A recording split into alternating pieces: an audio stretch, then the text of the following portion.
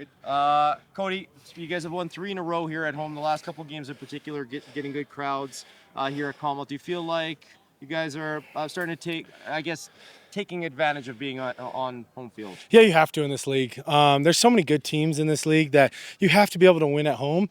And our schedule lines up really well for us with these last 3 games, 2 of them being at home. And I don't think there's any coincidence that our biggest crowds of the year have been our biggest wins of the year. And so I'm hoping we can replicate that on Saturday. It's a playoff game. I'm hoping it's a playoff atmosphere and our fans show out for us. Looks like the weather should be pretty good for a good fall football game. So I'm excited to see, and I want this place loud like it's been the last couple of times we've been out here, and it'll be exciting to see. You guys have to win probably a minimum of 2 games out of your last 3 here going into this week. What's your mindset personally? Yeah, if we don't win this week, we don't give ourselves any chance. So, and I talked about it last 2 weeks ago before we played Sask. It's win or go home mentality, and we want to be playing meaningful games late in the year, and we've earned that opportunity by scratching, clawing, fighting our way back into the standings. But we have to find ways to win the game ahead of us, and it's Winnipeg. It's a team that's been to 5 straight Grey Cups. They have a tremendous defense that has only gotten better as the weeks progressed. So we have a tough challenge. They just held a really talented Hamilton team to 3 points, especially a Hamilton offensive team that's been really, really good all year. So we have our hands full, but it's playoff football. We got to protect the ball. We got to find ways to create some explosions, and we got to finish with 7 points instead of 3, because that's the difference in playoff games normally.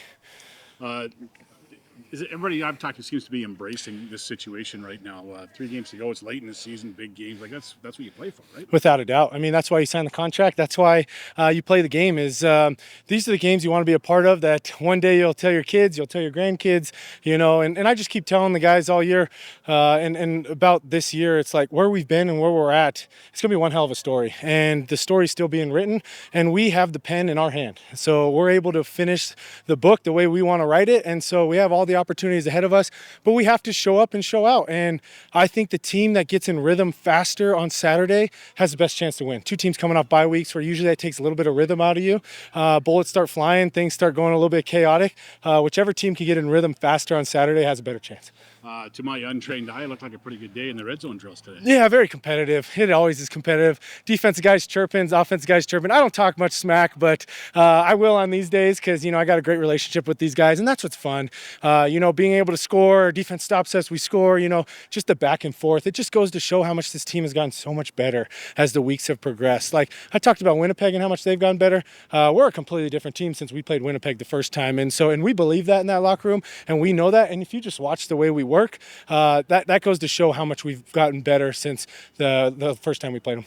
Is it like the season's a grind? Is it important to kind of have days like this where guys, like you said, chirping a little bit, bringing some extra energy, just to kind of bring the energy up in practice and keep it loose a little bit at the same time? Yeah, I think the bye week definitely amplified things a bit. We missed each other a little bit. Some guys went home. I went home, saw my family. You miss that competitive nature when I go home and spend time with the kids. I don't let them win at anything, but it's a little bit different because I got a 3-year-old as opposed to these guys, obviously being professional athletes. So the competitive nature is there, and we're just a bunch of competitors who want to find ways to make each other better. And so that's what we did today, and that's how I felt like we've done that the last couple of weeks. If you've came out to our day 3, which is one of our most competitive days, is day 3. Those are usually pretty chirpy, pretty much back and forth, and there's a lot on the line here for some bragging rights in that locker room after day 3.